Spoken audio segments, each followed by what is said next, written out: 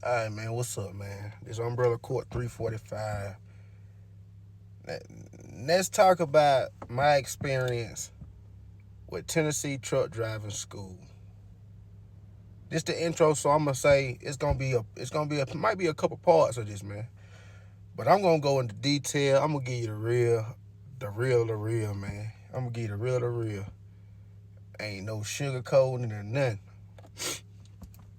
Alright, so check it out, man. If you don't know, I'm a puppeteer too. You know what I'm saying? I do puppeteer. I was doing puppeteer first. Uh, yeah, man. I really enjoyed it. And I was like, man, let me just, all my partners drive trucks. Hit up my partner McAfee. Hey, man, what's up, bro? I need to drive a truck, bro. I need to get into the truck driving community lifestyle. You know what I'm saying? And I'm probably going to be the first black puppeteer truck driver. You know what I'm saying? Can't say first black puppeteer, but truck driving, I ain't seen one. And I'm gonna give it all the good content. But anyway, so I decided to go to Tennessee Truck Driving School. First it was Swift though, I ain't gonna lie. First I hit Swift. Swift was like, hey, we do hair follicle tests, and then oh man, I can't pass no hair follicle test. So I called my boy, he said, hey man, there's a couple school that might not do that, this and that, and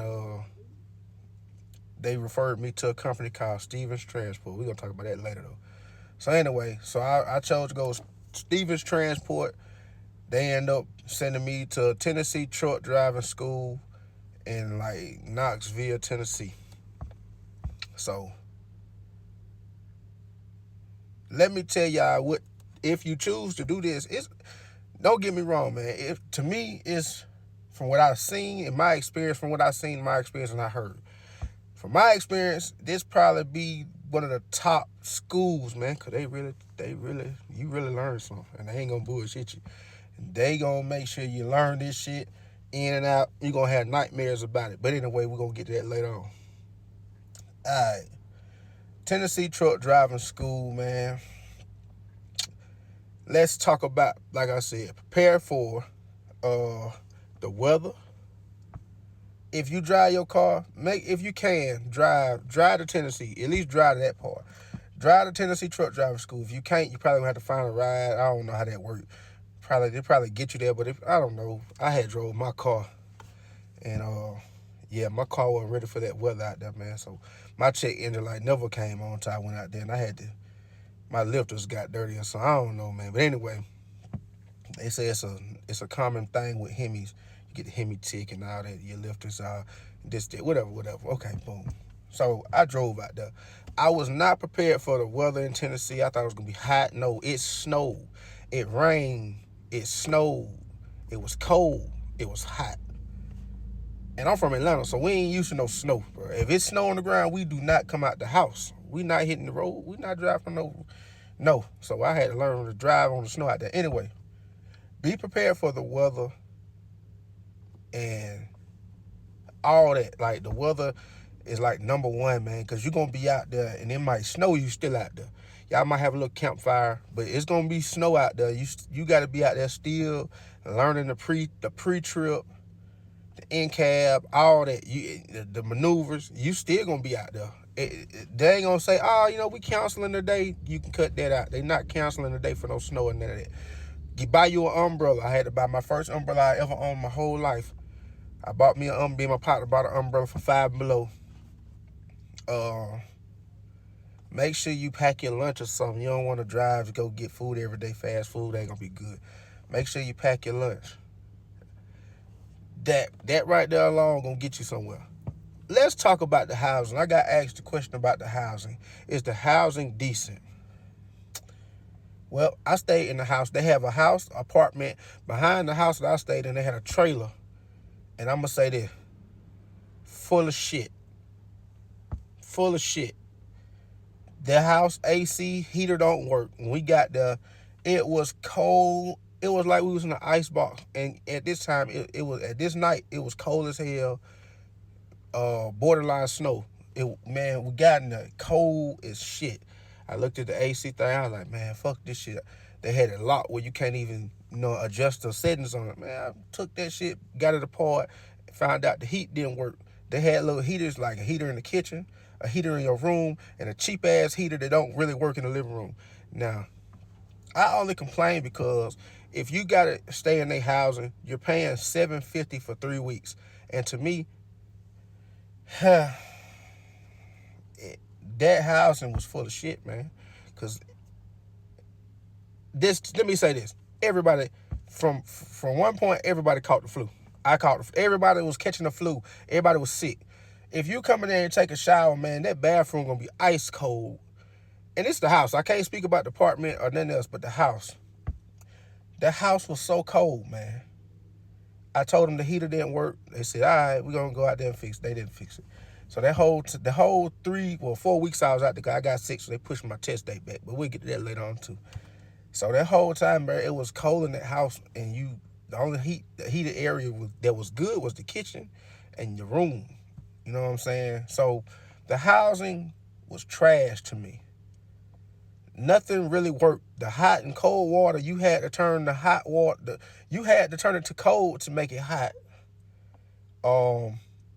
The dryer didn't work too good. The washer was okay. It was really dirty. They didn't clean up like they supposed to. They even stole, I ain't gonna even lie, bro. They, as this, I don't even know what to call it, bro. $2. They stole $2 out. I forgot my wallet there one day. They stole $2 out my wallet. Whoever was cleaning up. But again, man, it was a disappointment with the housing, bro. And you got to share a room. Now, I guess you can't really say like you supposed to be lavish lifestyle, but bro, it felt like prison. To me, it felt like a halfway house. You know what I'm saying? Me and my roommates and my partner, we went together, so I met him up there. And then, we clicked, and the rest of the housemates, we clicked, and we ended up spending groceries and barbecuing because we ain't had no oven. So they bought us a grill. So we got a grill. Bro was grilling every day, every other day, this and that. We was eating good, you know what I'm saying? Everybody chipped in for groceries, so we was good on all of that and everything. So housing, to me, it was cool if you got good housemates, but at the end of the day, nothing really worked. Nothing really worked. That's the housing part. And yeah, that's that. Oh yeah, and then you have to key yourself in, like you got a key and then unlock the door. First day we get I did not know how to use it, so everybody left and the house was unlocked the whole day. Like we didn't know you pressed the button at the top and it locked. Anyway, boom. That's the housing, man. And I would just say housing is trash. Wasn't comfortable. No Wi-Fi. I mean, it wasn't no big deal for Wi-Fi for me. The TV was, I don't watch TV for real anyway, but I'm just saying, there ain't no Wi-Fi. The TV don't work right. It didn't even work for real. No channels. Man, to me, housing was just terrible. But if you can make it, you can make it. Like I said, not no lavish lifestyle or none of that. So, this part one. Like I said, I see this. I'm almost at my 10-minute mark, man. But part one was housing, man. The intro. Be prepared for all these things I'm telling you, man. Because it'll mess with you mentally if you don't prepare yourself for this. When you get out there, you think it's going to be sweet. It is not a walk in the park, man. Another thing, make sure get your permit before you go out there. Just to make your time shorter and your process faster and smoother. Get your CDL permit first. Get it before you get there. I didn't do that. I had to end up riding from Tennessee to Dalton, Georgia, because you got to ride. I had to go to my state to get my permit to pass it and then come back. So I had to drive like 2 hours away, then 2 hours back. I ended up failing it. I passed 2 parts. I had to go back and retake it. So I had to end up going back again. You know what I'm saying? And it's a lot of gas money lost and this and that. So get that before you go out there, man. Get that before you go out there. And read the contract. It's not a real contract. It's just a agreement that you make with them. Just read that agreement with you. Read that agreement. They're going to go over it with you, but just read it. Make sure this is what you want to do. And they'll work with you when it comes to the payment part. But be prepared mentally for everything, man. Just everything. Prepare yourself to go through it.